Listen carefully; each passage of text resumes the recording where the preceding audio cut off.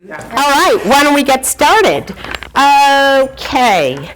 COMMUNICATION. Communication, right? Mm-hmm. Communication's easy. We do it every day.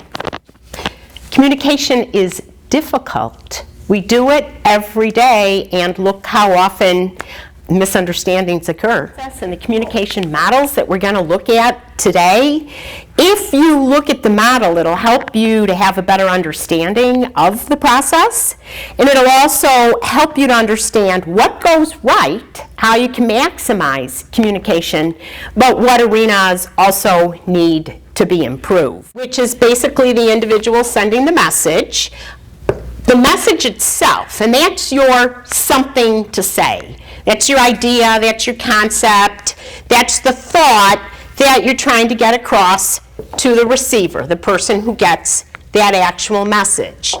The source is going to encode the message, the receiver is going to decode the message, and basically that message will come through a channel. All right, so when we speak, it can be both verbal and nonverbal.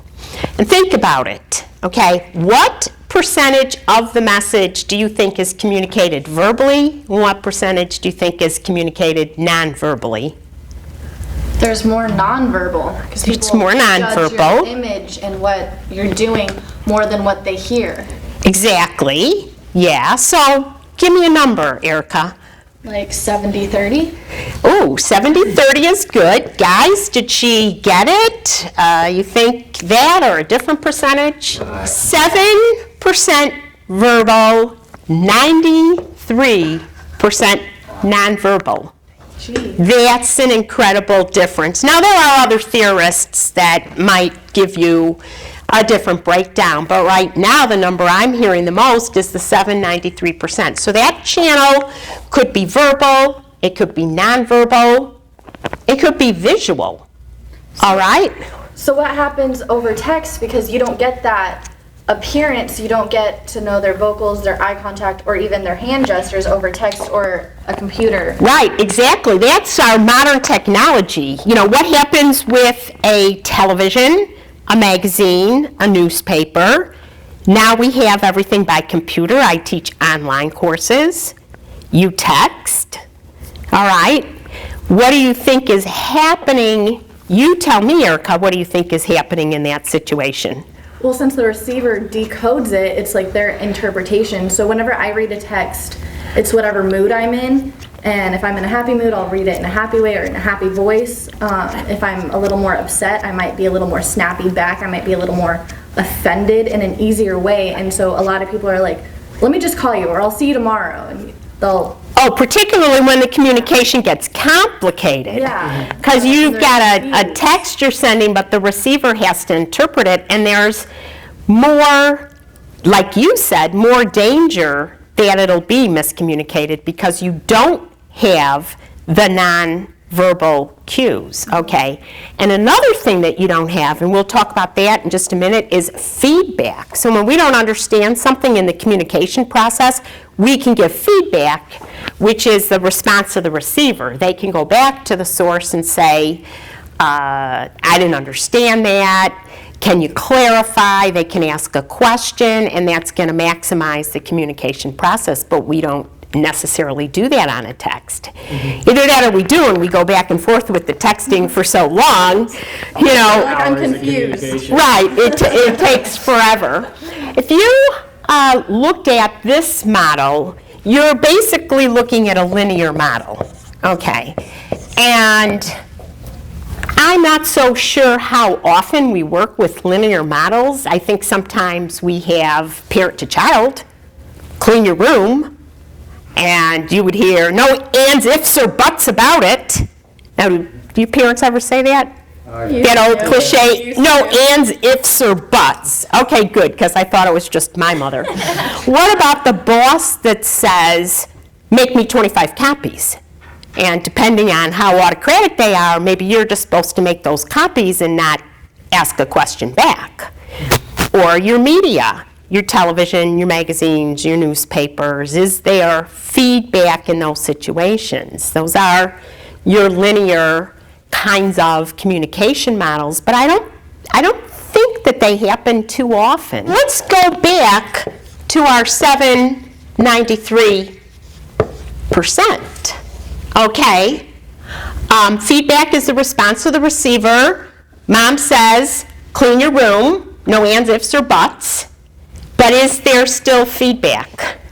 Usually in the form of whine. But I don't want. I don't wanna, so forth and so on. Slouch or I'm not gonna, but I wanna go to, Tommy's house, whatever. But I promised Bobby I'd go play a game with him. Right. or the opposite. I promise I'll do it when I get back. Yeah. Oh, yeah, that's a good I'll do it one. when I get back. Well, and not only that, but now we have a whole other piece of communication. What is the mother's definition, or father's, of clean your room versus the child's? Child picks up a few toys. Mom thinks maybe the bed should be made and, what have you.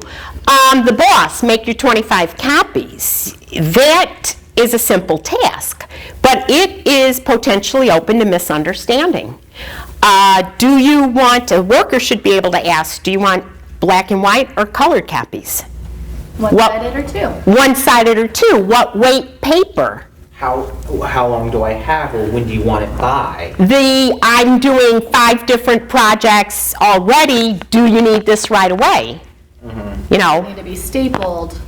Copy machine's broken. I have to go to the other part of the building. Now that seems like it should be a simple transaction, but there are still feedback that's going to enhance the communication. Okay, let's take a look at the last model that I'm just going to cover this morning, and that is the transactional model of communication.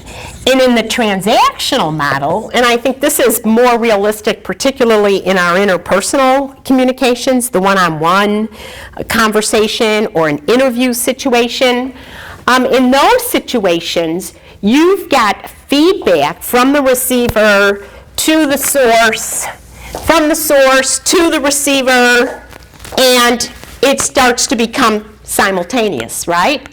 And one thing that we'll talk about in a little bit is frame of reference and how many shared experiences we have. And the more shared experiences we have, the more we can overlap.